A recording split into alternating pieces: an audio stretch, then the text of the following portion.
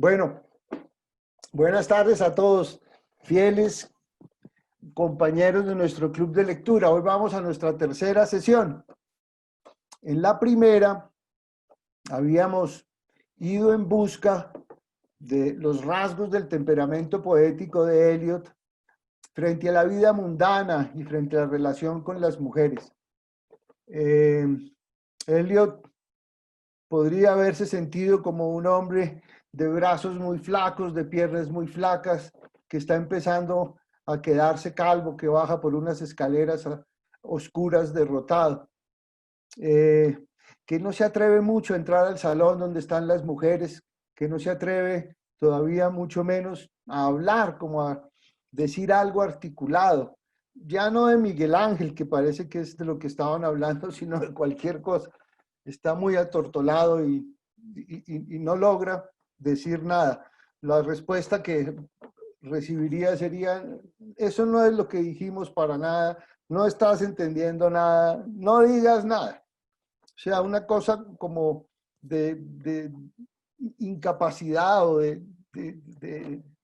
derrota antes de haber empezado, que lo forzaba, digamos, a la soledad tremenda de una ciudad que puede ser Boston, que puede ser Londres, esos hombres en camisas asomándose por la ventana, viendo el humo que sale de las tuberías, viendo la neblina amarilla que se pega, sí, a las paredes, viendo el agua que se devuelve en las alcantarillas y hace pozos. Esa era como la sensación, o esos eran los rasgos, ¿sí?, de esa persona frente al mundo de las mujeres y frente al mundo femenino. En nuestra primera sesión, como digo, que era el poema de amor del señor Prufrock. En la segunda fuimos a buscar los rasgos del temperamento poético de Eliot, ¿sí?, o los probables rasgos cuando escribió La Tierra Baldía, y vimos a un escritor, a un poeta sediento tremendamente de Dios y de la espiritualidad, viendo a Europa destrozada por la Primera Guerra, aferrándose como se pudiera, ¿sí?, a un poco de trascendencia, a un poco de posibilidad de que después de la muerte hubiera una fundición en el amor de Dios, por decirlo en cierto lenguaje. Y además viendo cómo la ausencia de toda espiritualidad en su entender las cosas había llevado pues a que nos tratáramos como animales unos a otros y nos matáramos en esa guerra tremenda que fue la Primera Guerra, la Gran Guerra. No calculaba el hombre que iba a vivir otra, ¿sí?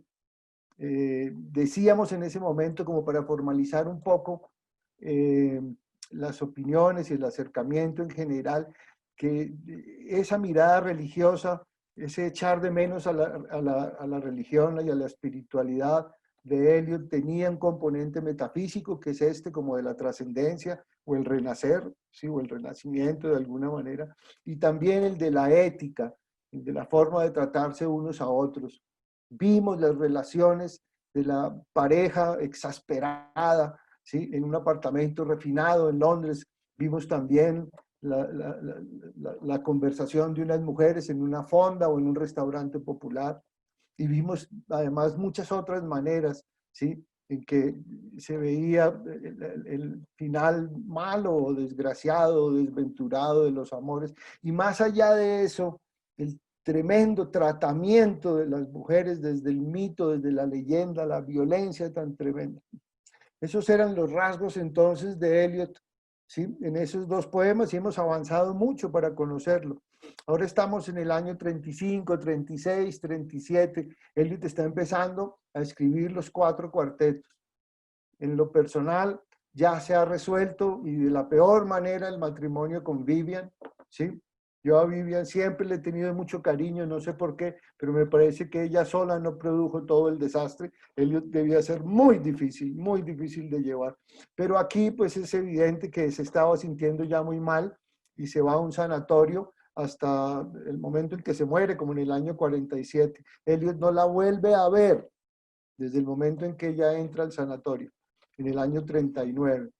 Después hace Eliot una cosa muy típica de cierta flema británica, es que se va a vivir a un apartamento a Charing Cross, que creo que es el puro centro. Yo no he estado nunca en Londres, pero que es el centro de la ciudad. He visto algunas alusiones a eso en Dickens, ya ven. Pero bueno, yo nunca he estado por allá. Lo que digo es que se va a vivir allá con un amigo, que era John Hayward, un scholar y un crítico espléndido, tipo que además empezó a quedarse inválido. Entonces ellos lo llevaba en una silla de ruedas y lo empujaba. Bueno, ese tipo, John Hayward, es yo creo que la gran compañía a la hora de escribir los cuartetos, la gran voz crítica, la gran posibilidad entonces de depurar todo eso hasta donde fuera posible. De los 4 cuartetos, pues se ha dicho que es la obra más importante de Eliot, incluso por encima de La Tierra Baldía. Unos dicen que la cultura cristiana occidental ha dado cosas inmensas como la Anunciación de Leonardo, la Catedral de Chartres o los 4 cuartetos de Eliot. No les tiembla la mano al decir cosas como esas, ¿sí? Es una cosa monumental.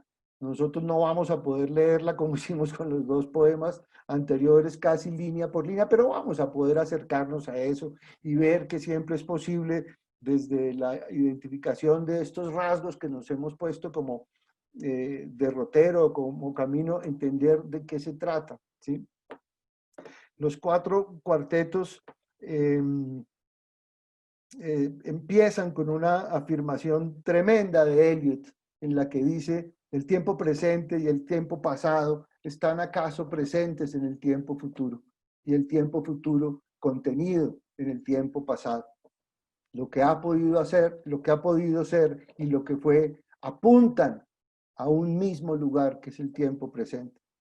Es decir, Eliot nos dice que la experiencia del tiempo, en el caso de la especie humana, es la experiencia del tiempo presente, del tiempo exacerbado, dilatado del presente, ¿sí? De cada instante del presente. Pero si pudiéramos, haciendo acopio de toda nuestra fuerza humana y espiritual, escapar por un instante del tremendo látigo, del tremendo aletazo, de la tremenda esclavitud del tiempo, si pudiéramos elevarnos un poco y abstraernos y llegar a un momento de contemplación, de un punto fijo, silencioso, fijo, en que nos escapamos, ¡pah!, de la esclavitud del tiempo, y pudiéramos acariciar un momento con las yemas de los dedos un reino que no está regido por el tiempo, ¿sí? La aproximación a esa conjetura es el gran asunto de los 4 cuartetos.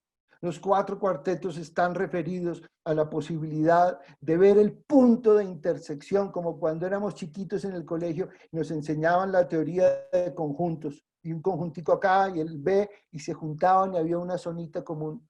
Ver esa zona común en la que podemos tocar, ¿sí? Así sea por unos segundos, un reino en el que no hay tiempo, ¿sí? Esa hipótesis, esa conjetura, la valoración de esa conjetura, la forma de sopesar la posibilidad de eso, es el asunto de los 4 cuartetos. De eso se trata. Hay desde luego un aparato lingüístico y verbal de enormes proporciones que vamos a tratar de conocer y de acercarnos a él, evidentemente, pero los 4 cuartetos son acerca de la posibilidad de escapar de la esclavitud del tiempo por un momento, ¿sí? En esa especie de punto fijo, de punto quieto, ¿sí? En donde se cortarían los 2 reinos, el reino de aquello que está regulado por el tiempo, ¿sí? Y el reino de lo que no lo está. Eso que no lo está, dice Eliot en uno de los momentos más bellos del poema, encontrar ese punto en que no lo está, es el trabajo de un santo, lo que nos remite inmediatamente, ¿sí?, a la experiencia mística. Este poema es un poema religioso y místico, ¿sí? Amén de otras cosas, evidentemente, pero ese es el ámbito en que está sucediendo todo. Es un poema tremendamente religioso y espiritual. Nuevamente Eliot vuelve por ahí, ¿sí? Si pudiéramos ver ese punto de intersección entre esos 2 mundos. Con respecto al aparato lingüístico del que hablaba hace un segundo, nosotros hemos seguido muy formalmente viendo 3 elementos en el lenguaje poético de Eliot. ¿sí? Diana los resaltaba en las piezas de comunicación. El elemento coloquial, el elemento alusivo y el elemento lírico, decimos llamarlo así, la entonación, pues más claramente poética y lírica. En los 4 cuartetos, los 2 primeros han desaparecido casi por completo. No oímos las voces chillonas del restaurante, no oímos a la gente en el subway necesariamente, no oímos a la gente en los apartamentos, no vemos a los amantes ni los oímos en la orilla del Támesis, nada de eso. Todo lo coloquial desaparece casi por completo y casi todo lo alusivo desaparece. Hay un par de cosas, una cosa al viejo poema de John Keats, a una urna griega y cosas de esas, pero desaparece. ¿Sí? Esa cosa monumental que hacía Eliot y que hizo primero que todo el mundo, y es que se hizo el dueño de toda la herencia literaria y cultural, ¿sí? Del universo, y entraba a saco y sacaba las cosas que necesitaba. Bueno, después las formulaba con una originalidad y con una forma de inquietarnos y de afectarnos tremenda. Pero aquí el lenguaje coloquial no está, y el lenguaje alusivo no está, o por lo menos solo en una medida muy menor. Solo nos queda un momentico del lenguaje lírico. Aquí en este poema, en estos poemas que conforman los cuartetos, están uno de los 2 momentos que yo más quiero de la poesía universal. Y además dichos por Jeremy Irons de una manera que ustedes verán que es estremecedora. Hoy vamos a ver a Alec Guinness también, que no lo hemos oído leer, ¿sí? Yo oí a Alec Guinness de chiquito en la casa de Fernando Caicedo, a los 14, a los 15 años, lo ponía y se sentaban horas y horas y yo lo oía, ¿sí? Después ya de viejo, Bernardo Hoyos me lo mandó desde la emisora, unos meses antes de morirse, ¿sí? Fue la primera versión que yo conocí de los cuartetos y de la poesía de Eliot, leída por Sir Alec Guinness. Alec Guinness ustedes lo han visto porque salen lo de las guerras de las estrellas y esas cosas, ¿sí? Él aparece ahí y en otras películas, ¿sí?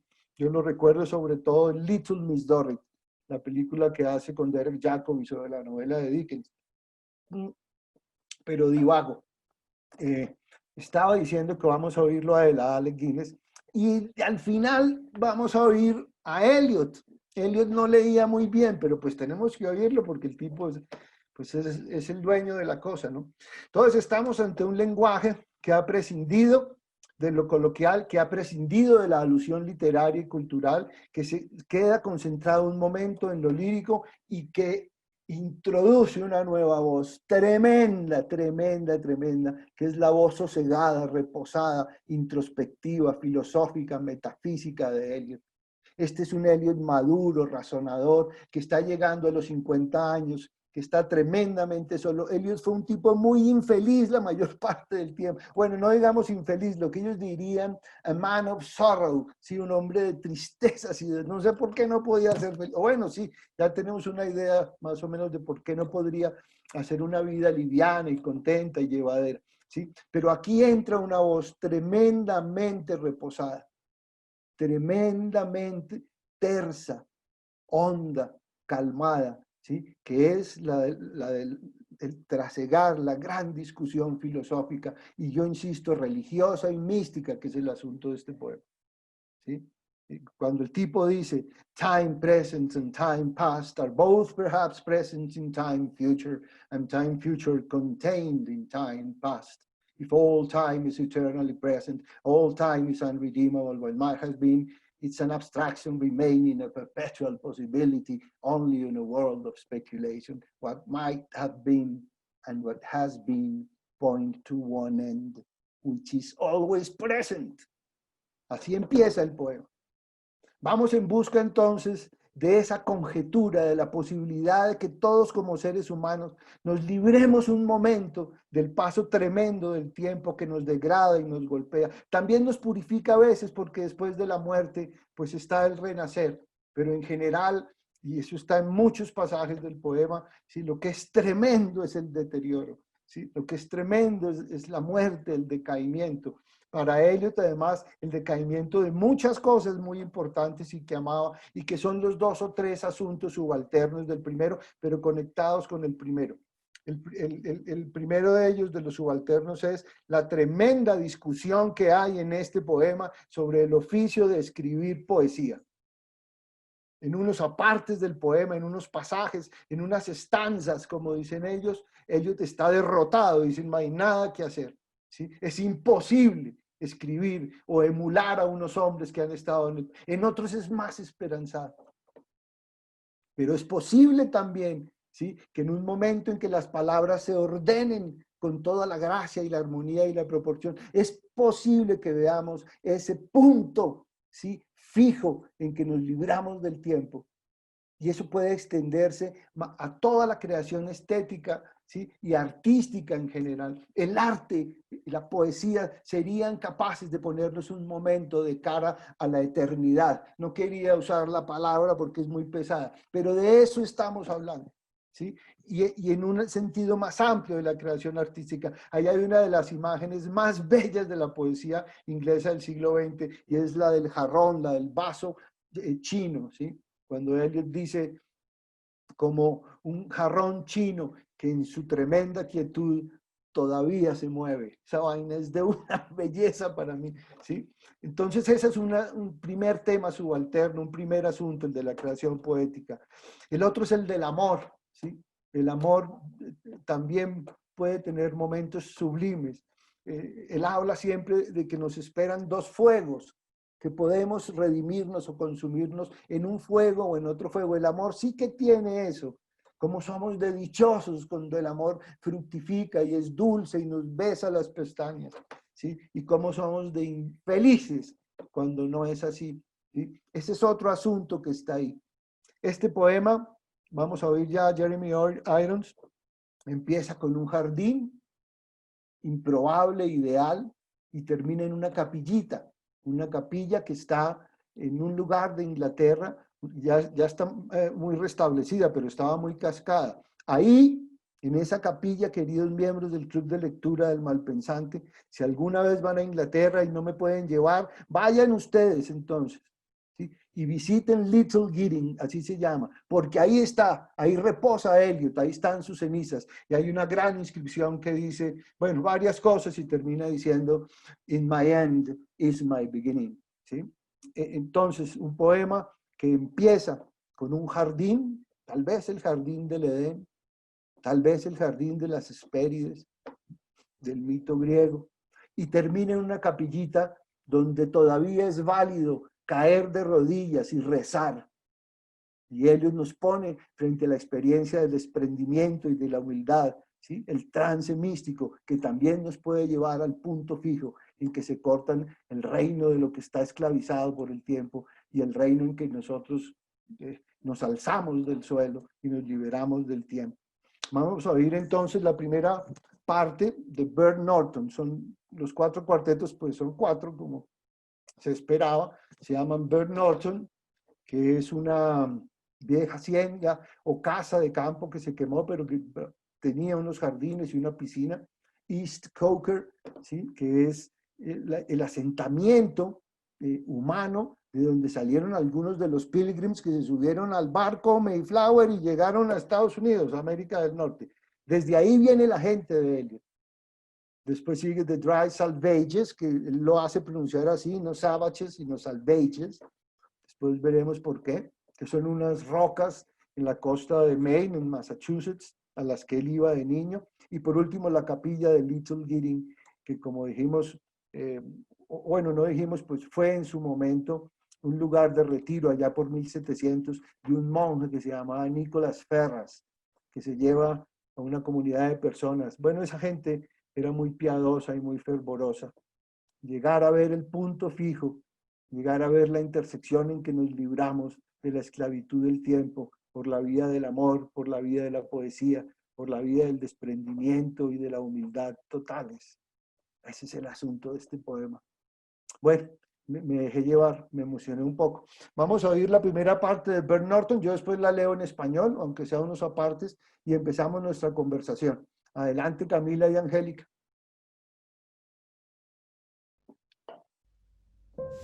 Time present and time past are both perhaps present in time future. and time future contained in time past. If all time is eternally present, all time is unredeemable. What might have been is an abstraction remaining a perpetual possibility only in a world of speculation. What might have been and what has been point to one end, which is always present. Footfalls echo in the memory, down the passage which we did not take, towards the door we never opened, into the rose garden. My words echo thus in your mind. But to what purpose, disturbing the dust on a bowl of rose leaves?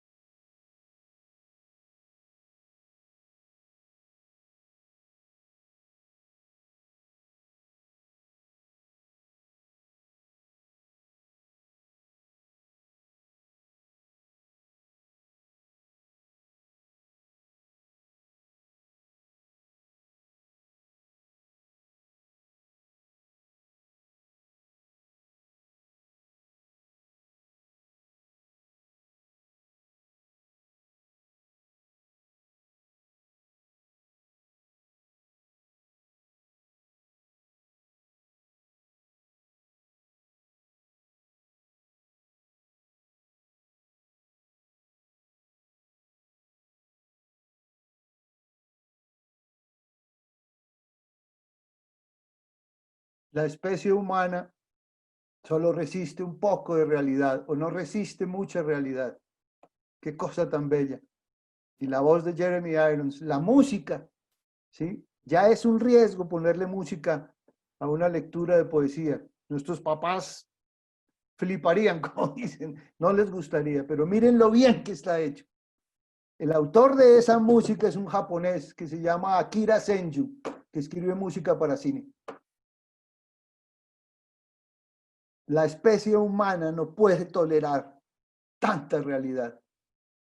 Por un momento, los que pudieron abstraerse y dejarse llevar por la voz y por la música, por un momento vieron el punto fijo. Ustedes aquí esta tarde en el Malpensante, por un momento se escaparon de la esclavitud del tiempo. Eso tiene la creación estética y eso tiene el trance místico de los santos. Y de eso está hablando este carajo aquí.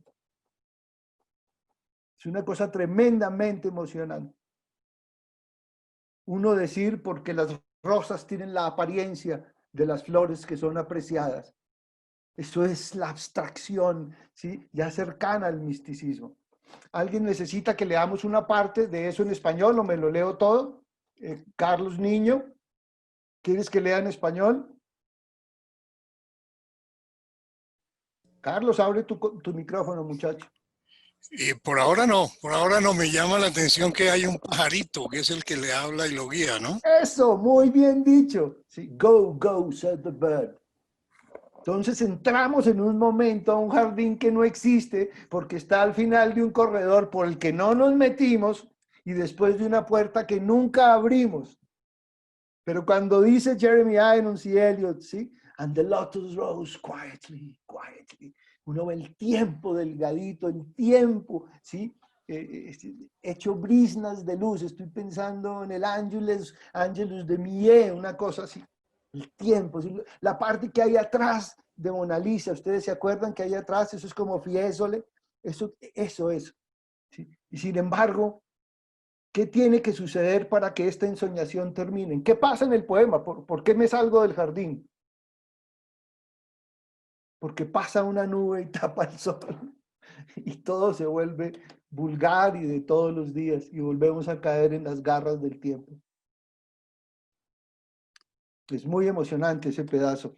Bueno, díganme algunas cosas. ¿Qué piensan de todo esto? Y si mi aproximación está bien o ustedes han descubierto otras cosas. El agua que sale de la luz del sol. Ajá. Que llena el estanque, ¿no? Exacto. Donde están los lotos, ¿sí? Una bella figura, ¿no? Ah, qué cosa tan bella, ¿sí? Y los niños entre las hojas, ¿no? Sí. Están ahí escondidos, ¿sí? Riéndose excitadamente, ¿sí? Vivazmente. ¿Ah? Muy surrealista, ¿no? Yo creo que sí, es una cosa tremendamente inconsciente y espiritual, ¿sí? Así comienzan los 4 cuartetos en ese jardín ideal. De esa, entrando ya en Ben Norton, ¿sí? No ha sido leído, pero quiero leerles algunos pedazos que escogí porque no nos podemos zampar todo el poema, ¿sí? La tercera parte, perdón, la segunda parte termina con Eliot diciendo: pero solo en el tiempo puede el momento de la rosaleda. Esto era una rosaleda, si un jardín de rosas es una rosaleda, pero solo en el tiempo puede el momento de la rosaleda, el momento en el pabellón donde golpea la lluvia, el momento en la iglesia venteada al caer el humo, ser recordado, imbricado con pasado y futuro. Solo a través del tiempo, el tiempo es conquistado. Only through time, time is conquered. Cosa bella, ¿no? Estamos huyendo del tiempo, sin embargo lo necesitamos, ¿sí? Para poder llegar a nuestras máximas potencias, a nuestros máximos estados de libertad. Empieza la tercera parte de Bert Norton diciendo: he aquí un lugar de desafecto. This is a place of disaffection. Eso le recuerda a uno ahí mismo, Ricardo III. This is the winter of my, ¿qué? ¿Cómo es que dice? Discontent. This is the winter of my discontent. ¿Sí? Eso viene de ahí, estoy seguro. ¿Sí? Es que no lo tengo en inglés aquí a mano. ¿Cómo dice en inglés? This is a place of disaffection. Algo así, dice así. Bueno, lo que sea, pero eso viene. ¿Ah? Así dice, sí. ¿Dice? Disaffection. Sí, disaffection. This is a place of disaffection. Adelante. No, yo estuve leyendo un ensayo. Es Margarita, sino que no estoy con video hoy. Pero ahí vemos el cuadrito y te ves. Sí. Estuve leyendo un ensayo del poema y hay también como cuando se acaba y no se puede resistir la realidad, puede ser una alusión también, entroncando con lo religioso, al paraíso perdido, ¿no? A lo que se fue. Pensando por lo religioso también, en el ensayo no hacía alusión a lo religioso, pero pues es obvia que es eso. Es obvio. Simplemente quería anotar eso, apoyada en la lectura. Es un ensayo de una señora que se llama María Enriqueta González Padilla. Pues hay que leer a María Enriqueta. Sí. No sé, me pareció como me ha parecido como interesante el ensayo y quería compartirles eso. Bueno. Muy bacano, muy bien. De todos modos, decíamos al principio que el jardín podía ser el jardín del Edén, sí. El paraíso perdido, ¿cierto? Sí. Y el adiós eso. ¿Ah? No, Siga. ya.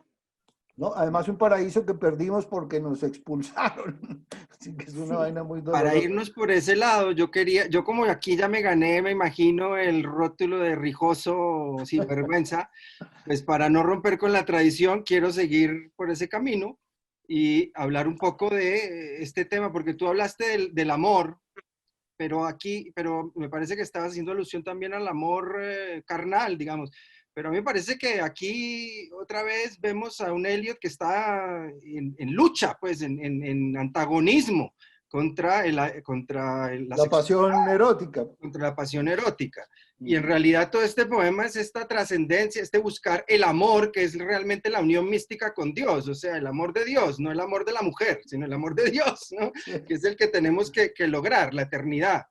Y es muy interesante que esto empieza con un poco con este juego, o sea, en los poemas anteriores había una lucha más encarnada, digamos, más frontal, ¿sí? Más frentera contra el amor erótico, y aquí me parece que es más sutil, pero igual me parece que está presente. Después de todo, él está en compañía de una mujer, en cierto modo, ¿no? O sea, esta alusión al pájaro, por ejemplo, este pájaro después se vuelve, él dice, no, sigamos al pájaro through the first gate into our first world. Shall we follow the deception of the thrush? Y el thrush es un pájaro, ¿sí? Sí. Pero también en el slang se refiere a una mujer que canta canciones populares, ¿sí? Entonces, es una mujer, ¿sí? Si estamos en el jardín del Edén, vamos a entrar al mundo terrenal, pasional. ¿Cómo vamos a entrar al mundo pasional? De mano de la mujer, ¿no? La mujer es la que nos tienta, la que nos hace comernos la manzana y caer, ¿no? Caer en el pecado original. Entonces, esta idea porque además estas rosas, ¿no? Estamos en un jardín de rosas, perdón, me estoy extendiendo otra vez demasiado. Dale, tranquilo. Pero es un jardín de rosas y estas rosas son rosas terrenales, rosas que recuerdan el amor erótico, pero se van a transmutar, sobre todo hasta el final en el poema, en la rosa de fuego, que es una alusión a la rosa celestial, pues, a la rosa, y a la clemencia, la clemencia y el perdón divino, exacto, que es el amor divino. Exacto, entonces aquí ya empezamos con este juego en donde estas meditaciones lo que están haciendo es, otra vez, lo que hay que renunciar al mundo, es una cosa budista, es una cosa ascética. Sí, más que ascética, el más deseo. Que ascética, puritana. Puritana, exacto. Más que ascética. Él va a decir, creo que en este mismo primer punto, ¿no? O sea, tenemos no el deseo, sino el deseo que no es deseable, ¿no? El deseo no es deseable. Lo que realmente es deseable es el amor, pero este es el amor celestial, ¿no? El amor puro, el amor casto. Cierto. Bueno, lo dejo ahí porque si no me quedo acá. ¿Alguien más quiere decir alguien? O leo más pedacitos de Bernard que escogí. Gonzalo, hay una referencia que me gusta mucho. Sí. De la vida que no tuvimos por las decisiones que no tomamos, pero que están ahí. O sea, por el camino que no cogimos y el camino que cogimos, lo que pudo ser y lo que es, siempre está presente. Eso me parece maravilloso porque todos tenemos decisiones cruciales en la vida que pudimos haber tomado y no tomamos. Pero, y la reflexión que él hace es, eso también somos nosotros. Ese también es el presente nuestro. Y esas renuncias también están. Exactamente. Condicionando los actos futuros. Exacto. Nunca olvidaremos que no llamamos a esa persona, que no le tendimos la mano a esa persona, que fallamos a una cita o algo, ¿sí? Entonces esos cambios súbitos en la dirección que parecía que tenía nuestra vida, pues son también nuestra vida y definen los actos del futuro. Gonzalo. ¿Sí? Yo tengo una traducción de José Emilio Pacheco, el poeta mexicano. Sí, sí. Me gustaría leer un pedazo chiquito porque creo Dale. Es al final del 1. El tiempo pasado y el tiempo futuro solo permiten mínima conciencia. Ser consciente significa no estar en el tiempo, pero solo en el tiempo puede el momento en el jardín de rosas. El momento en la pérgola bajo el azote de la lluvia, el momento en que desciende el humo sobre la iglesia atravesada por corrientes de aire. Ser recordados, envueltos en el pasado y el futuro, solo con tiempo se conquista el tiempo. Ah, qué bonito. Bueno, José Emilio pues es severo poeta también. Está muy bella esa versión, hacía rato no la leía. Hablabas de descender. Eliot sigue descendiendo y dice, desciende más bajo, desciende solo al mundo de la soledad perpetua, al mundo no mundo, sino aquello que no es mundo, oscuridad interior, privación, destitución de toda la propiedad, desecación del mundo del sentido, evacuación del mundo de la fantasía. ¿Sí? Es una cosa mística y purificadora. Y después va por primera vez al asunto, me puse como unos cables, ¿no? Ya, va al asunto de la escritura de la poesía. Y miren esto que dice todavía en Burnt Norton en la parte quinta. Las palabras se mueven, la música se mueve solo en el tiempo, pero aquello que solo vive puede solo morir. Las palabras después del discurso alcanzan el silencio. Solo por la forma, el patrón pueden las palabras o la música alcanzar la quietud. Como un jarrón chino, sigue moviéndose perpetuamente en su quietud. No la quietud del violín mientras dura la nota, no solo eso, sino la coexistencia, o digamos que el fin precede al principio, y el fin y el principio estuvieron siempre ahí, antes del principio y después del fin. Y todo es siempre ahora. Las palabras se tensan, se agrietan y a veces se rompen bajo la carga, bajo la tensión, resbalan, se deslizan, perecen, decaen con imprecisión, no se quedarán en su sitio, no se quedarán quietas, voces chillonas, regañando, haciendo burla o solo charlando, siempre las asedian. La palabra en el desierto, acuérdense la parábola, la palabra en el desierto es sobre todo atacada por voces de tentación. ¿Se acuerdan de Cristo en el desierto? ¿Sí? La sombra gimiendo en la danza fúnebre, el sonoro lamento de la quimera desconsolada. Empieza ya la discusión a lo largo del poema, ¿sí? Sobre la posibilidad de escribir bien, ¿sí? Ya veremos cómo vuelve a eso. ¿Qué otras cosas hay? Un episodio en que él se encuentra o se va a encontrar con un viejo maestro que le va a decir 2 o 3 cosas que le van a explicar de qué se trataba vivir y escribir y buscar ese punto de quietud total, ese still point. Vamos a oír entonces, adelante. ¿Quién quería hablar? Adelante. Margarita, dale.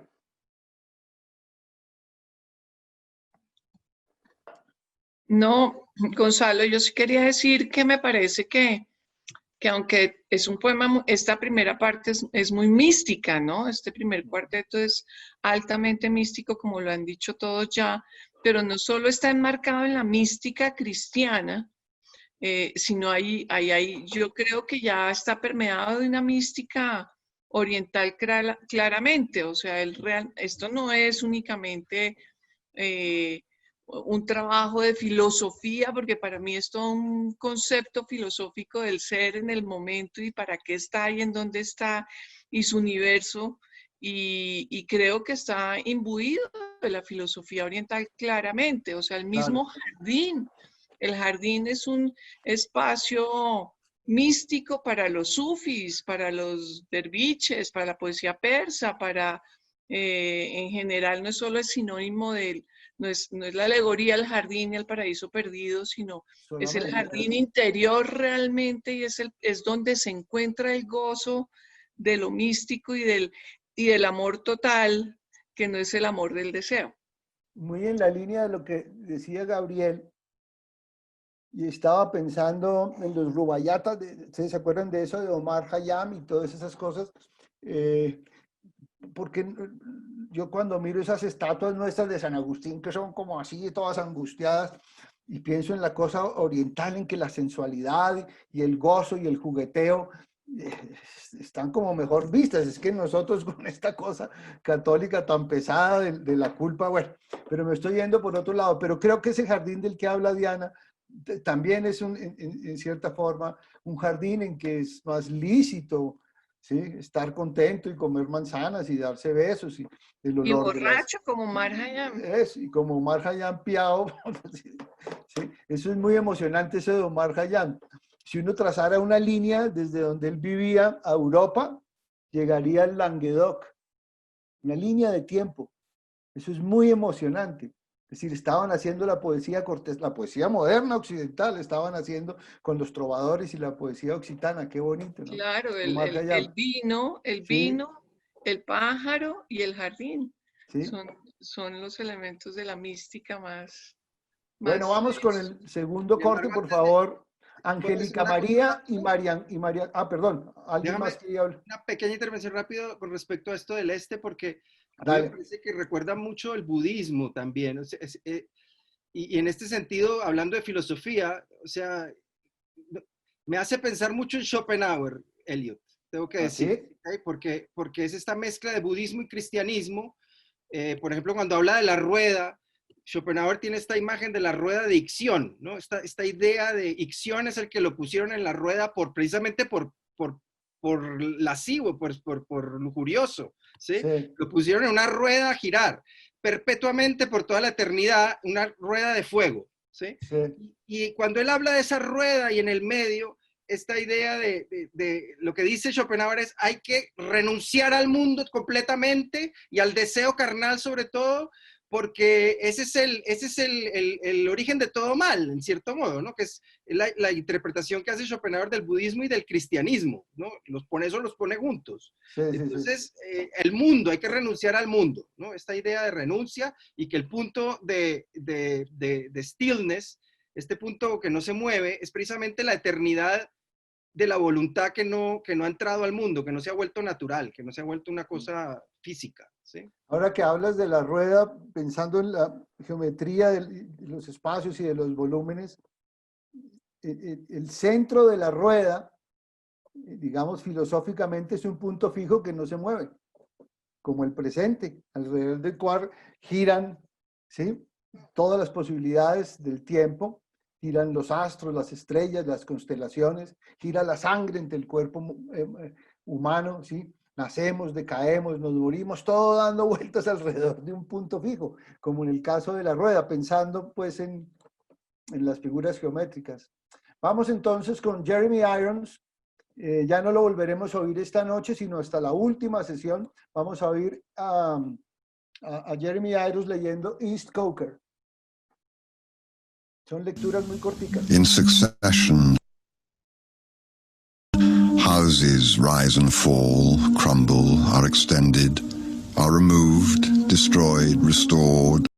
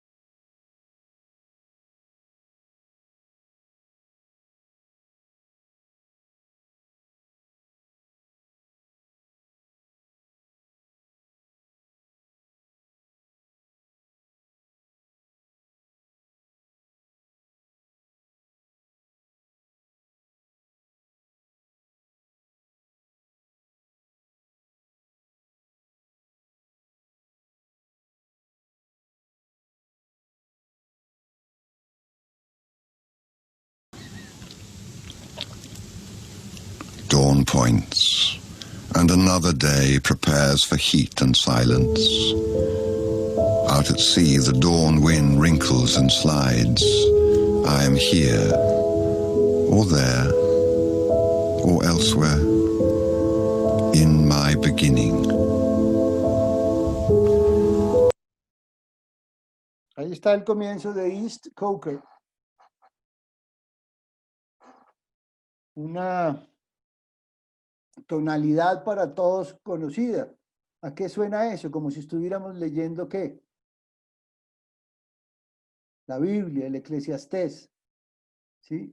Hay un tiempo para la generación, un tiempo para las cosechas, un tiempo, ¿sí? Este Eliot es tremendamente litúrgico además. Parece siempre escribiendo los textos de un servicio religioso, ¿sí? Tremendamente religioso, ¿sí? Pero esa parte, desde luego, recuerda el Eclesiastés y es de una gran, gran belleza. También en ese pedazo, después de una especie como de disquisición, Eliot dice también en East Coker, esa era una forma de expresarlo todo, no muy satisfactoria. Un estudio perifrástico en una gastada moda poética, dejándolo a uno todavía con la intolerable lucha con las palabras y significados. Pero la poesía no importa.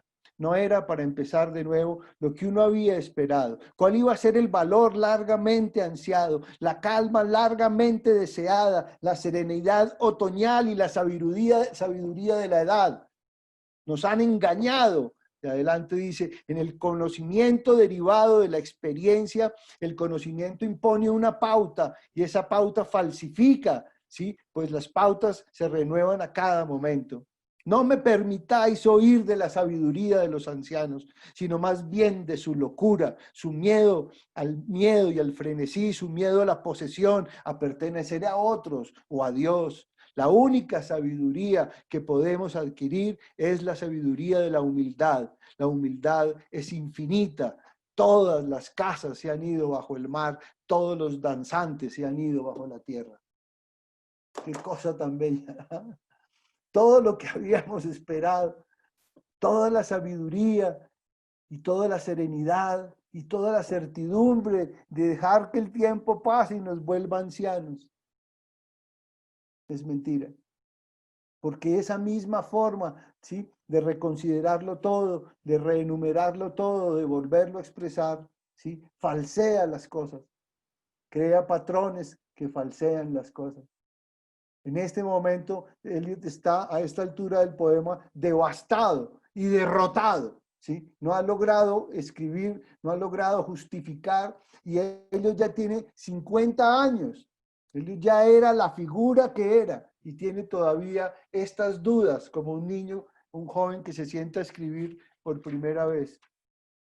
En un momento habla de la oscuridad. Vamos a entrar en eso un segundito, ¿sí?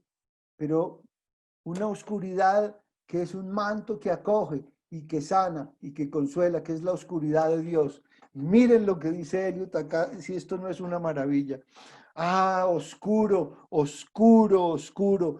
Todos van a lo oscuro, los vacíos espacios interestelares, el vacío en el vacío, los capitanes, los banqueros, eminentes hombres de letras, generosos patrones de las artes, los estadistas, los dirigentes, distinguidos funcionarios, presidentes de muchos comités, señores industriales, pequeños contratistas, todos van al oscuro, y oscuro el sol y la luna, y el almanaque de Gotha, y la gaceta de la bolsa, y el directorio de directores, y frío el sentido y perdido el motivo de la acción, y vamos todos con ellos en un funeral silencioso, el funeral de nadie, porque no hay nadie a quien enterrar. Esa es una idea de concebir el paso del tiempo como una cosa en verdad muy triste y desoladora.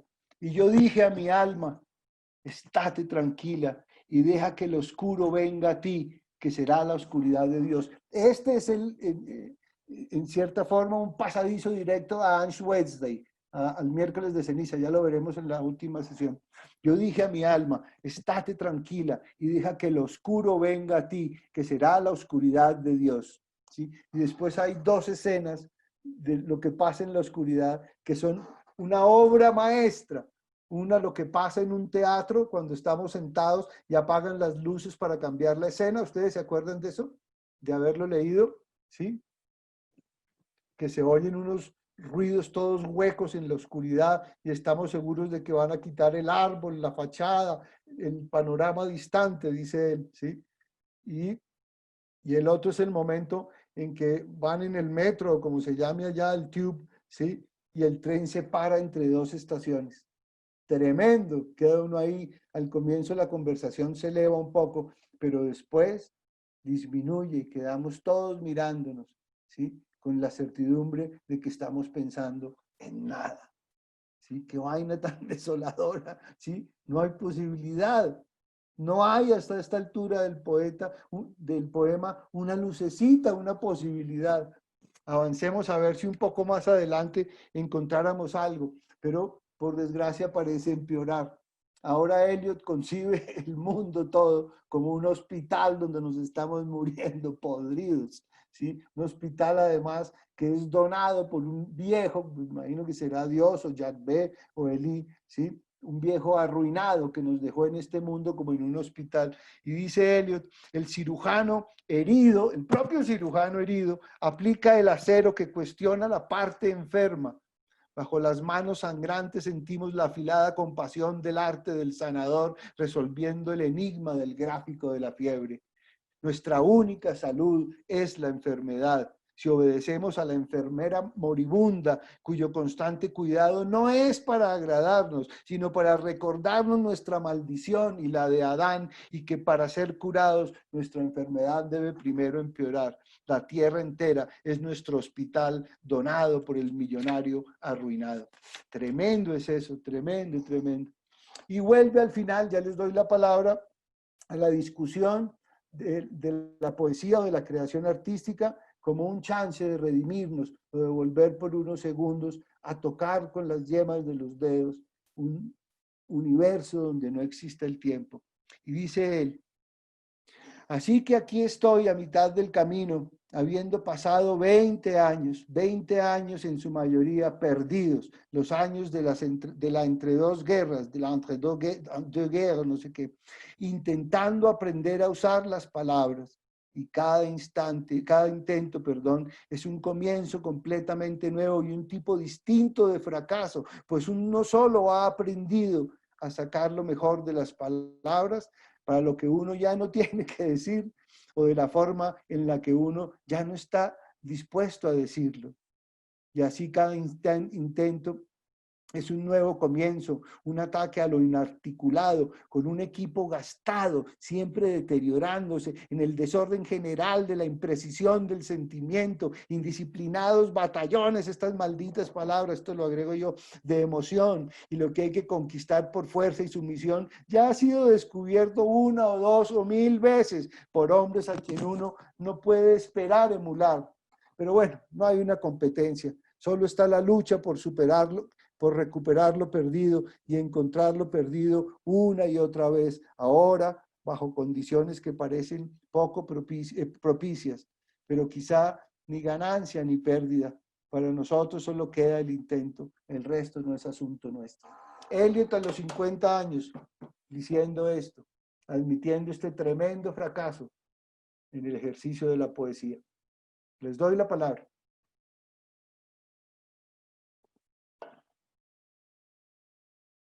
¿Qué piensan de este pedazo?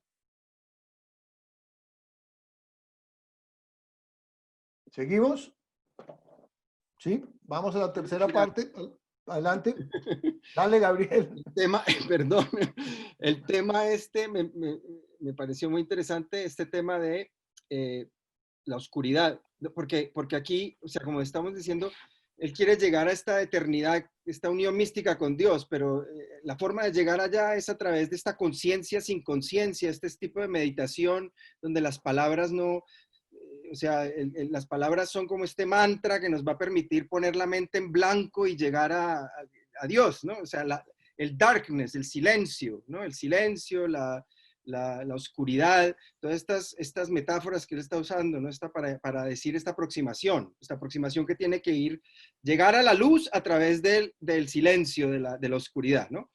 Pero el dilema del poeta, en cierto modo, su problema es que este silencio se parece mucho a la muerte, y a la muerte que él está describiendo de la gente, por ejemplo, en el tren, que son gente en un torpor ahí, en su mente en blanco, completamente acabados, ¿no? por el mundo, y que ya no piensan en nada, ¿no? Que están como pensando en nada. Entonces, ellos también están pensando en nada, pero ellos no han llegado a la eternidad, ¿verdad? Mientras que yo tengo que pensar en nada y llegar a la eternidad. Entonces, este dilema de cómo hago con mis palabras para lograr eso, ¿no? Entonces, creo que ahí...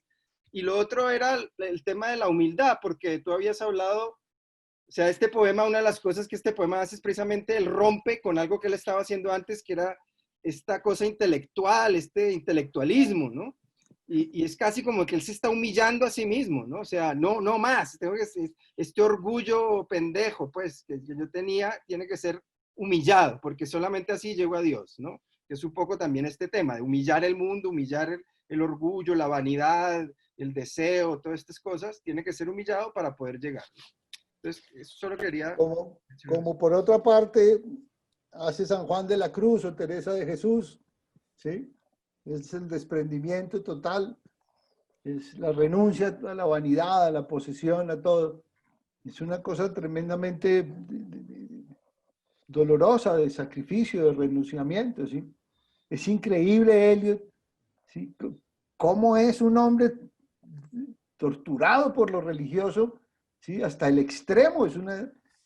Esa gente de Nueva Inglaterra y de Boston educaba a sus hijos de una manera muy particular, debe ser eso, ¿no? Porque pues hay que arrastrarse por el fango, pues, para poder tener una oportunidad de ver el still point. Gonzalo. Sí, señor.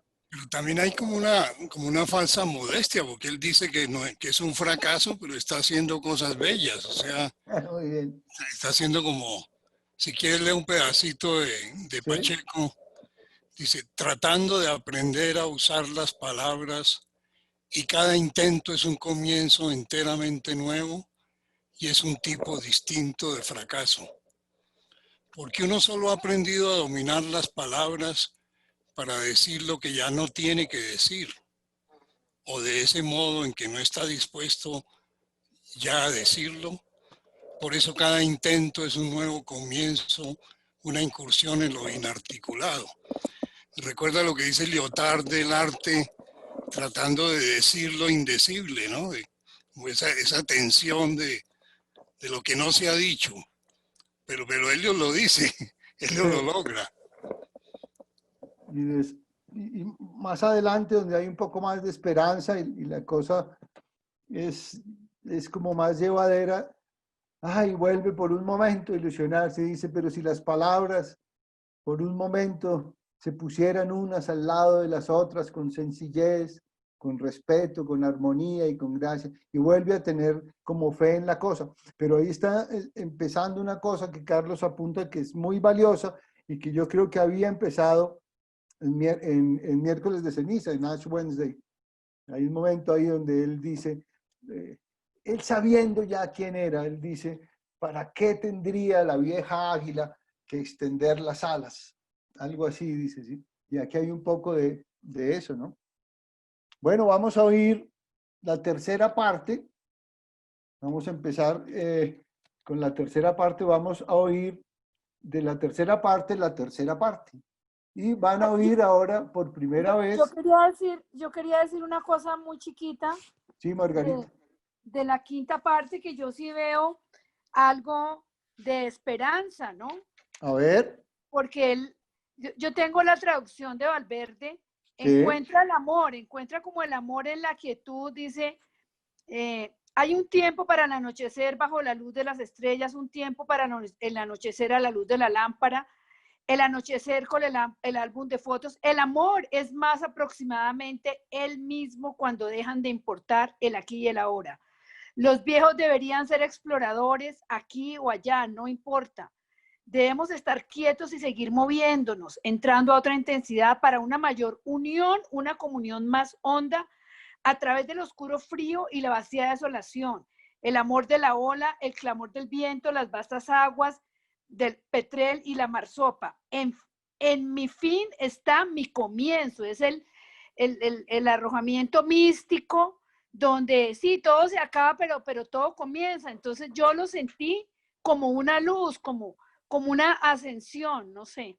Ya, claro, cierto. no me había dado cuenta, y además la escena del álbum de fotos, nada más Sí, calientico, más rico, más de sábado por la tarde. Muy bonito eso que dices, claro, eso es esperanzador. Y termina diciendo, sí, en mi fin está mi comienzo, que sí, eso, sí, eso sí, había empezado con lo otro, ¿no? En mi comienzo está mi fin. Eso lo sí, dice Juliana de Norwich, una como teóloga y escritora mística por allá de 1400, ¿sí? Cuando esos ingleses eran todavía católicos, no se habían desviado todavía de la norma, esos bárbaros. Entonces, eso está dicho por ella. Y en mi fin está mi comienzo, definitivamente, como decía Margarita, ¿sí? Es la posibilidad de renacer. Es sí. verdad, eso es muy esperanzador. Yo no me había dado cuenta. Pero Bueno, ¿cómo ves tú, Gonzalo, el arranque del punto 3 de la tercera parte que a mí me hizo pensar en García Lorca en Nueva York, ¿no? Porque hay como una furia con el mundo. Creo que no es solo un tema místico de él con él, sino de una furia cuando dice los capitanes, mercaderes, banqueros, eminentes hombres de letras, Que etcétera, él había etcétera. sido, él había sido eso. Él trabajó en un banco, ¿no? Sí, Claro, en el Lloyds Bank. pero dice presidentes de muchas comisiones, señores de la industria, todos van a la tiniebla y es en tiniebla el sol y la luna y el almanaque de Gotha y la gaceta de la bolsa, el directorio de directores, etcétera. Es decir, hay una furia con el mundo, hay un nihilismo también con respecto del mundo muy profundo, ¿no? ¿Y tú lo asocias con Poeta en Nueva York? Dime. ¿Lo asocias con Poeta en Nueva York, de Lorca? Claro, esa Sí. recitación de Lorca diciendo que todas las mañanas se matan millones de patos y empieza a hablar de toda esa movilidad y la inclemencia del mundo urbano, digamos, desenfrenado. Y está el García Lorca, digamos, de la provincia española, suelto en un Nueva York, digamos, que es Todos un están vórtice. andarían en el Steel Point. Dime. Claro. El Sí, punto sí, de... Ujú, sí, no sí. lo había pensado, claro. Entonces siento hay una conexión de esa indignación con el mundo capitalista que empieza a desatarse, me imagino, en ese momento de la vida de Eliot. Es decir, quería solo ponerlo ahí para que creo que no es solo un tema de viaje interior, de mística, de renunciación al mundo, sino de enfrentar al mundo con las palabras, ¿no? Con la poesía, de contra el mundo construir la eternidad del instante de las palabras, ¿no? Cierto, cierto. En este momento, Elliot ya ha dejado el Lloyds Bank, está dirigiendo The Criterion, que era la revista literaria más influyente en toda la lengua inglesa, y ya trabaja en Faber y Faber, en Faber and Faber, ya es el editor. Elliot, yo creo que la amistad con Ezra Pound se agrieta muchísimo, pues difícil pensar en dos personas más distintas, ¿sí? Ezra Pound ya estaba celebrando a Mussolini, unas vainas muy raras, ¿sí? Y haciendo esa vaina monumental del siglo XX que son sus cantos, eso es tremendo, pero Eliot era muy cercano, por ejemplo, a Conrad Aiken, ¿sí? Eliot ayuda a publicar a Emmy Lowell, a Robert Lowell, el gran poeta. Me acuerdo de un episodio en el que Robert Graves, mi amado Robert Graves, va a lagartearle a que le publiquen unas cosas a Laura Reading, su novia, ¿sí? Elliot era muy importante, pero definitivamente ya no estando Vivian y habiendo dejado el Lloyds Bank, pues está en otro momento de la vida laboral y en otra especie de tranquilidad o de clarividencia. Pero como dice Hernán Darío, esto está dicho con mucha rabia y con mucha mala leche, ¿no? Bien, vamos a The Dry Salvages. Por favor, Camila María, Angélica María y María Camila. El corte 3. Lee Alec Guinness. Mírenlo, ahí está, Alec Guinness. Always was. I sometimes wonder if that is what Krishna meant, among other things, or one way of putting the same thing, that the future is a faded song, a royal rose or a lavender spray of wistful regret for those who are not yet here to regret, pressed between yellow leaves of a book that has never been opened. And the way up is the way down, the way forward is the way back. You cannot face it steadily, but this thing is sure, that time is no healer. The patient is no longer here. When the train starts and the passengers are settled to fruit periodicals and business letters, and those who saw them off have left the platform, their faces relax from grief into relief, to the sleepy rhythm of 100 hours.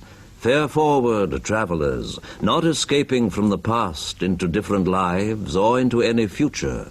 You are not the same people who left that station or who will arrive at any terminus while the narrowing rails slide together behind you.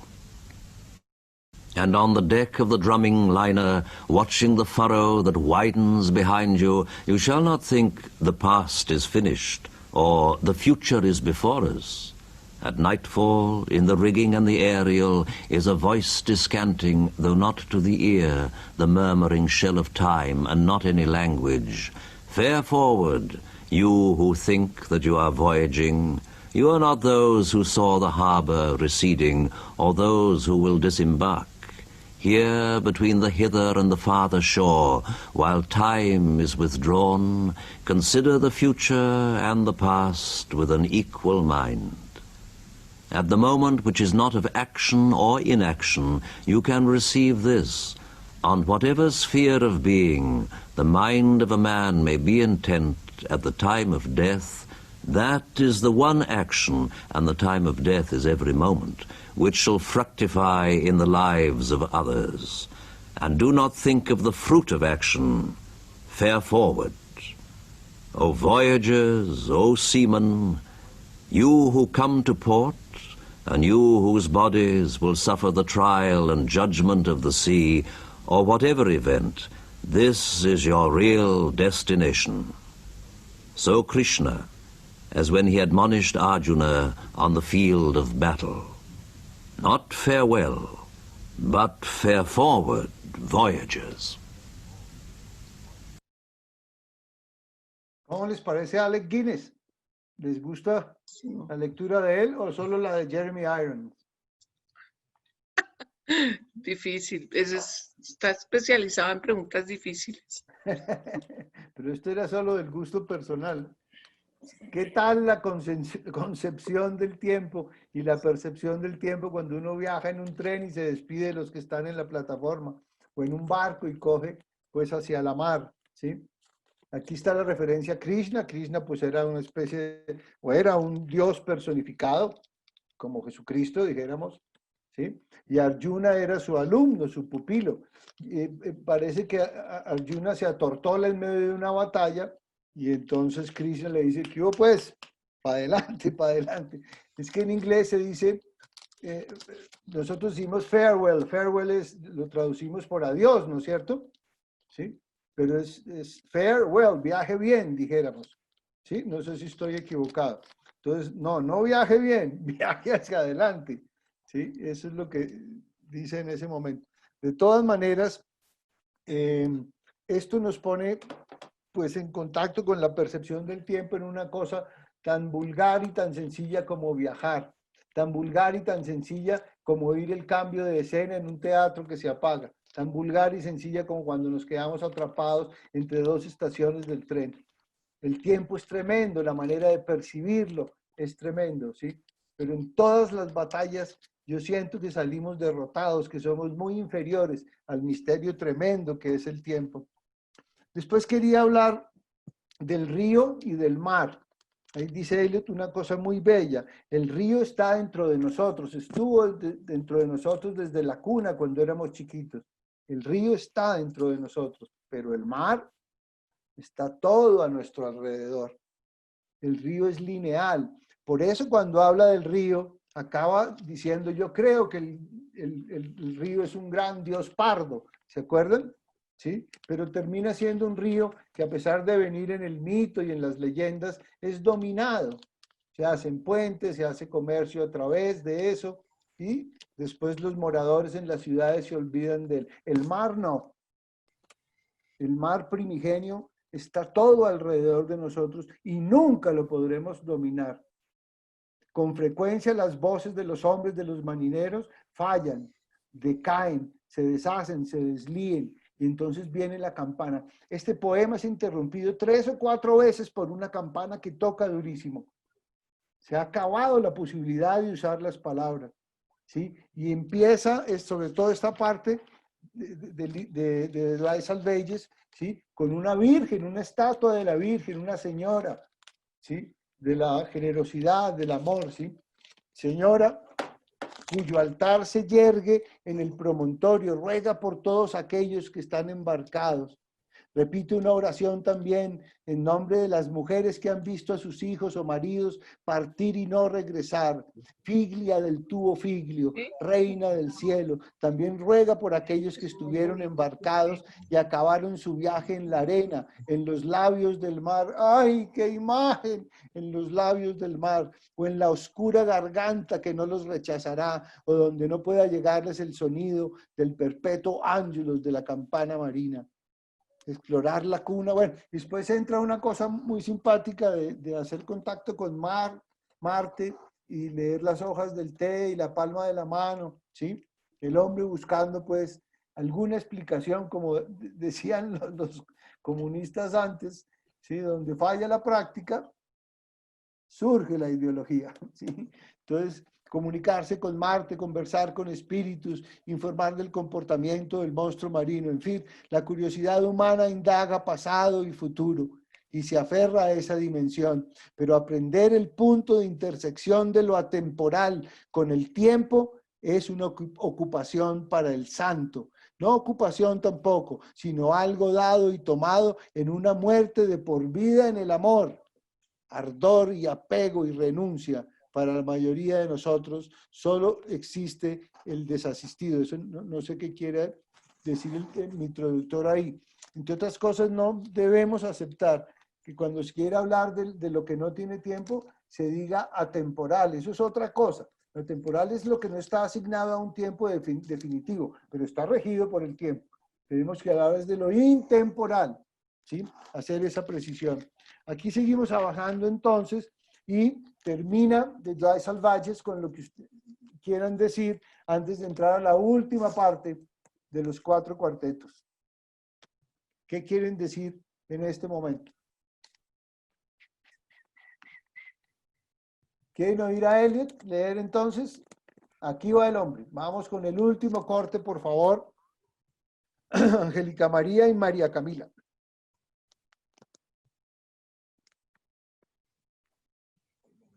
En la cuarta, sí. Sí. Oigan a Eliot. Muy emocionante. Warfare. What we call the beginning is often the end, and to make an end is to make a beginning. The end is where we start from, and every phrase and sentence that is right,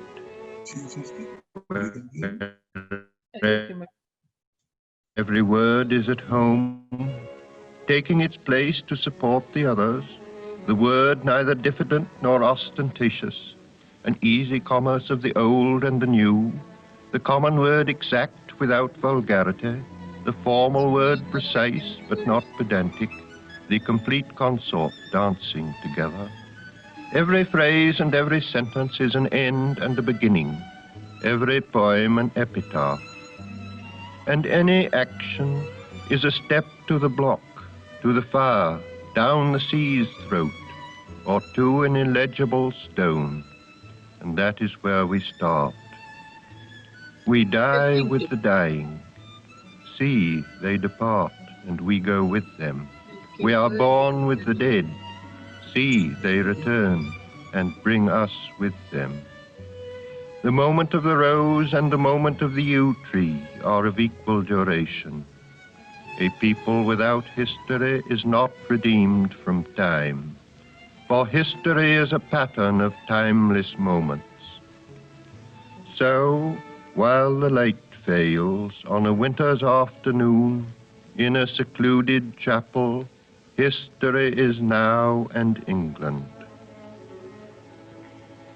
With the drawing of this love and the voice of this calling, we shall not cease from exploration, and the end of all our exploring will be to arrive where we started and know the place for the first time.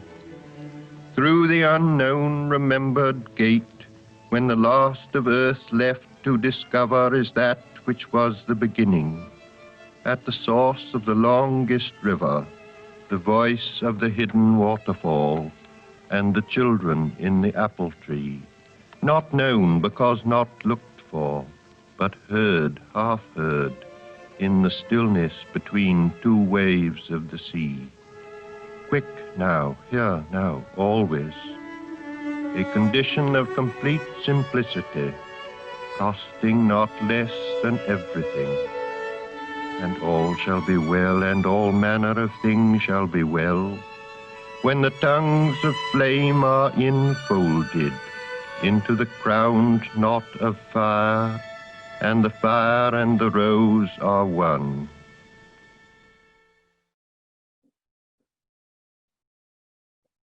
Bueno, ese era Eliot leyendo el final de los 4 cuartetos. Yo me había equivocado. Lo de My Beginning is My End es de Mary Queen of Scots, de la reina de los escoceses.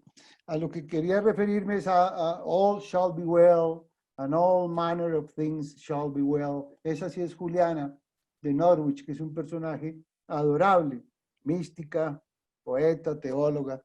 Bueno, hay 2 momentos tremendos en esta capilla, ya les doy la palabra, ¿sí? Uno, esta es una capilla donde hombres muy fervorosos han ido a rezar, donde es posible, si nos desprendemos de todo en un acto perfecto de humildad y de desapego, es posible por un momento ver el punto quieto, acariciar por un momento la intersección de los 2 mundos, o como decía Gabriel, mirar con los ojos extasiados la eternidad por un momento. En la oración, en el desprendimiento, en esa capilla donde el propio Eliot hoy en día reposa. Ahí están sus cenizas. Ahí se hizo llevar a Little Gidding, ¿sí? En recuerdo de ese padrecito Nicolás Ferras o de ese predicador. Ese es un momento de gran belleza. Y aquí aparece otra cosa que ya habíamos mencionado.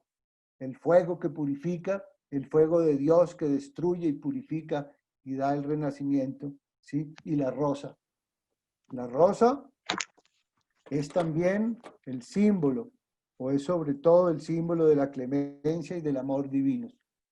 En el momento del still point, en el momento en que vemos el reino de lo que se ha librado del tiempo, como ese jarrón chino, como estas palabras que por fin caen en el orden y en la armonía que debe ser.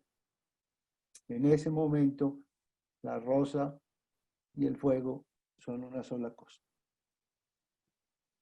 Y terminan los 4 cuartetos. Señora. Y son las 6:30. Sí, ya voy. Perla Molina, se oye tu mamá llamándote. Ay, me gustó mucho la lectura de Eliot. La voz, sí, Margarita. Me encantó, me gustó más que todo lo demás. Más que Alec Guinness y Jeremy Irons. Sí, no hay nada mejor que un poeta leyendo su poesía. No, me gustó muchísimo. Me emocioné muchísimo. Sí, no sé. Me gusta más que todo lo que Jeremy Irons y que todos. Sí, no, puede ser. Hay momentos en YouTube, si buscan, es muy poquito lo que hay de Eliot, pero hay un momento larguito de unos 12 o 13 minutos en que él está leyendo en la BBC los 4 cuartetos y eso está todo filmado. Es muy emocionante porque sale cuán largo es Elliot, parado frente a un micrófono. Sí. Y hay algunos momentos en la ópera, ¿sí? Ya después de esto, estamos en el año 42 más o menos, es la segunda posguerra que le ha tocado al hombre. En el poema hay alusiones a la guerra, hay alusiones a las sirenas, a las bombas, a las entradas a los refugios, esos subterráneos. Yo me lo salté porque habíamos abundado en eso con la Primera Guerra, como hay tantas. Pero bueno, se puede ver a Elliot y fotos en el campo, ¿sí?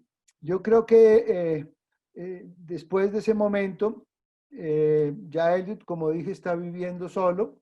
Ya le darán el premio Nobel, es una tremenda celebridad. Y ahí entra al servicio de él como secretaria y asistente Valerie Fletcher, una señora gordita, muy simpática. Y ella le da los últimos 8 o 10 años a Elliot de felicidad y de paz, ¿sí? Sin embargo, los poemas que vamos a oír en la cuarta parte y última son anteriores a los 4 cuartetos. Con esto les quiero decir que después de los 4 cuartetos, Elliot no escribió nada de este tamaño. Hay coros religiosos bellísimos, está toda la obra teatral, ¿sí? Pero en ese momento, en esos años posteriores a los 4 cuartetos, lo más importante es la obra ensayística. Sí, Elliot le da muy duro a John Milton y después se arrepiente. Se detestaba con C.S. Lewis. ¿Se acuerdan de C.S. Lewis, el de las crónicas de Narnia? ¿Recuerdan que los han llevado al cine? C.S. Lewis era un tremendo personaje. Lo hizo en el cine Anthony Hopkins. Ah, ¿y saben quién hizo en el cine a Elliot y quién hizo a Vivian Haywood? Apuesto que no tienen ni idea. Willem Dafoe hizo a Elliot. Y a Vivian la hizo Miranda Richardson, la hija de Vanessa Redgrave, que estaba casada con Liam Neeson y que se mató en un accidente de esquí. Tremendo, ¿no? Bueno, quiero decir que Elliot después de esto nunca volvió a hacer una cosa de este tamaño. Hay vainitas menores y tal, y está la cosa encantadora de Cats, que si tenemos tiempo la podemos mirar. Quería referirme un momento a la enemistad con C.S. Lewis. C.S. Lewis era un tipo muy importante, ¿sí? Y detestaba la poesía de Eliot, era un hombre sumamente tradicional. Y cuando Eliot hizo el primer ensayo sobre o contra John Milton, él se molestó muchísimo, C.S. Lewis. Y entonces escribió en una parte en un periódico, ¿sí?, que John Milton era como la gran muralla china, dentro de la cual estaba toda la civilización y por fuera de la cual estaban los bárbaros. Y el señor T.S. Eliot, que de seguro ha salido a rezar y a ayunar. Bueno, con esto terminamos los 4 cuartetos. A lo mejor nos faltaron cosas, pero está lo más importante. Llegamos al momento en que la rosa y el fuego son una sola cosa y nos redimen y nos dan un poco de paz en nuestro paso por este valle de lágrimas tan tremendo que es la vida y la esclavitud al tiempo. ¿Quieren decir algo más para despedirnos? Tiene un final feliz, ¿no? Porque ¿Sí? Que sí se logra esa unión, ese yoga. Sí, yo creo que sí, que hay por lo menos una unión intensísima con Dios y con la eternidad. Es un poema tremendamente religioso. Este muchacho lo que es un poema religioso. Hace poco vi un curita, no sé si era de Eton o, bueno, no sé, que estaba dando una lectura sobre Eliot, una conferencia, y dijo que iba a leer el poema que para los cristianos era el poema de aliento cristiano y de asunto cristiano más grande del siglo XX. Y sin embargo, pues miren todas las cosas que pasan. Pasamos un poco de largo a los campesinos cuando daban vueltas en el fuego. Eso sí que es bello, ¿no? Y lo de los zapatos torpes, o como desjaretados, diríamos los bogotanos, ¿sí? El asunto de poder tocar un instante la eternidad y liberarnos del paso del tiempo. Ese es el asunto de los 4 cuartetos finalmente. Gonzalo, yo que soy ateo no le veo el cristiano, lo veo muy terrenal, muy manual, es todo posible en este mundo. Como decía Diana Castro, ¿no? Esto toca con otras cosas y otras tradiciones. Justamente yo estaba pensando lo mismo que Carlos, en el sentido de que aquí lo que veo es construye lo que Nietzsche ya estaba buscando con lo que hablaba del eterno retorno, como no el retorno al pasado, él habla de que el comienzo está en el final, sino el eterno retorno a un eterno presente, que es el de la existencia plena, del hombre liberado de Dios, de verdad realizado en la poesía, en ese tiempo pleno, digamos, de las palabras incluso me llamó la atención en el segundo de los cuartetos que empieza diciendo: yo no sé mucho de dioses, pero creo que el río es un fuerte dios pardo, huraño, sin domar, intratable, etc. Es este mundo. Exactamente. Es un encuentro profundamente inmanente que tiene religiosidad, pero de exaltación de la plenitud de la vida cuando se encuentra con un presente, digamos, el de la rosa y el fuego, ¿no? Yo quería decir algo, retomando lo que están diciendo Carlos e Iván Darío, es el tema del epígrafe. Yo no me acuerdo si hablamos del epígrafe o no. Se me pasó, es Heráclito. Sí. Entonces, no sé, oyendo estas 2 últimas intervenciones, ahí mismo me voy al epígrafe, es decir, no sé, lo sentí, sentí la conexión con el tema de Heráclito, ¿no? Del tiempo, bueno, lo que dice en el epígrafo de Heráclito es que habiendo un cuerpo de conocimientos sólido y reconocido, la gente va por la vida pensando que lo sabe todo, ¿sí? Y después dice, y el camino hacia arriba es el mismo hacia abajo y todo eso. Exacto, es muy terrenal, es decir, totalmente. El epígrafe es totalmente terrenal y Heráclito es eso, ¿no? Es también el tema del fuego, ¿no? Estaba ya caminando por la casa cuando me acordé del epígrafe, ¿no? Quería decirles eso. ¿Ya te alejabas del computador? No, es que estoy ¿Camino del queso holandés? No, estoy con el teléfono en la mano y había dejado el libro y fui a recuperar el libro, sí. No, hasta el final como Eliot. Sí. Y se me había olvidado lo del epígrafe, perdón. Sí. Yo, para intervenir, yo que tengo vocación de filósofo y entonces me gusta la contradicción, voy a, con respeto, contradecir un poco, porque me parece que sí hay un tema muy religioso, muy profundamente religioso y negador del mundo, y que en realidad el poema termina con la muerte, en realidad. O sea, esta unión de sacrificio es realmente en la muerte, ¿sí? Por ejemplo, cada poema es un epitafio, dice él, ¿no? O sea, las palabras que yo estoy haciendo son palabras para la muerte, no para la vida, en cierto modo. We shall not cease from exploration, and the end of all our exploring would be to arrive where we started. O sea, my end is my beginning, que es lo que estaba diciendo Mary Queen of Scots. Pero ella lo estaba diciendo cuando le cortaron la cabeza, y lo estaba diciendo porque iba a renacer en la vida eterna. Es decir, ella sabía, porque era católica, que Dios la estaba esperando, ¿sí? Entonces, ¿qué me importa morir a este mundo? Me van a decapitar, pero voy a comenzar otra vez. Y aquí él juega con esta idea porque la muerte, por supuesto, nuestro comienzo, todos venimos de la muerte, venimos del olvido, de la nada. Y nacemos a la vida y después volvemos a la nada, volvemos al olvido y a la nada. Entonces, nuestro comienzo, nuestro final, porque estamos destinados a la muerte, ¿sí? En el futuro está la muerte. Y el punto fijo al que nos vamos a ir y en el que podemos acceder al verdadero amor y a la vida eterna es la muerte real, la muerte completa, ¿no? Y el morir a la vida. Entonces, a mí me parece que en realidad no hay tanto de mundano. No creo que Nietzsche, yo pienso que es más bien Schopenhauer el que habla aquí, ¿no? Entre los filósofos, digamos. Pero es que la muerte es mundana. La muerte es mundana. Exactamente, sí, es mundo totalmente más excluyente. No, yo creo que no estamos hablando de cosas excluyentes, sino de cosas que circulan y que, sí, una y otra, y el comienzo y el fin, y no sé, es más circular el tema, ¿no? Pensaría pues que no es solo místico o solo lo otro, no, sino todo junto. Yo creo que tienen razón todos, depende de cómo se vea.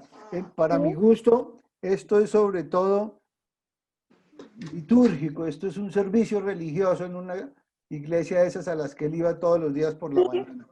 Hay una oración a la Virgen incluida. Sí, ahí está la oración, Lady, que estás en el promontorio y todo. Hay una oración muy bonita, sí. Bueno. Pero Gonzalo, yo lo vería menos por el lado ritualístico y más por el, o sea, no es el ritual lo que está contando, no sé. No es la liturgia, pues. No es, exacto, no es la liturgia, ni es lo religioso de la iglesia, ni es su vocación anglicana, es su experiencia como ser y como, podríamos decirlo así, como alma o como un fractal de un Dios que él venera, llámese naturaleza, tierra o llámese mundo fatuo lleno de fiestas o llámese una comunión de la rosa y el fuego. Yo sí creo que es la experiencia misma de él interna, y en eso yo ahí disiento o digamos contrapongo lo que decía Hernán Darío ahora, de que es como una rabia contra el mundo, sí, pero es desde adentro que se da, o sea, es a través de ese confrontar el mundo y recrearlo que también encuentra su propia comunión y su propia unión mística, su propio yoga, su propia religare, en última, si lo queremos ver por ese lado. Para cerrar, es para meterle más leña al fuego y a la rosa. No, y ya que tú dices eso, en el artículo de la señora Enriqueta,